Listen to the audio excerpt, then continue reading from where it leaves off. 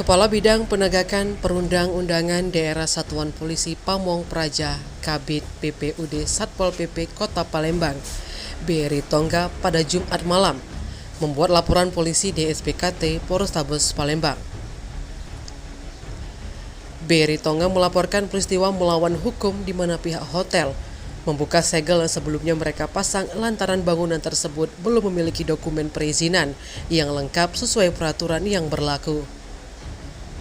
Hotel yang dimaksud yakni Hotel Parkside yang beralamat di Jalan Seroja, Kelurahan 20 Ilir, Kecamatan Ilir Timur, 1 Palembang. Diwawancarai usai membuat laporan polisi, Beri Tongga mengatakan pihaknya baru mengetahui peristiwa pembukaan penyegelan hotel itu pada Selasa pagi, di mana sebelumnya pada 5 November 2024 pihaknya melakukan penyegelan hotel tersebut.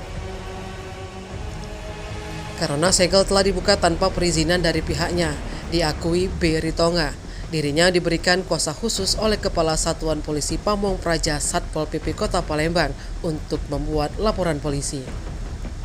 Melaporkan Hotel Parkside. Kenapa hotel itu, Pak? Kami atas perintah Kepala Satuan Polisi Pamong Praja diperintahkan dan diberi surat kuasa khusus oleh Kepala Satuan Polisi Pamong Praja untuk melaporkan bahwasanya pembukaan segel Hotel Parkside. Segel itu sendiri, segel kenapa hotel itu, Pak? Melanggar apa?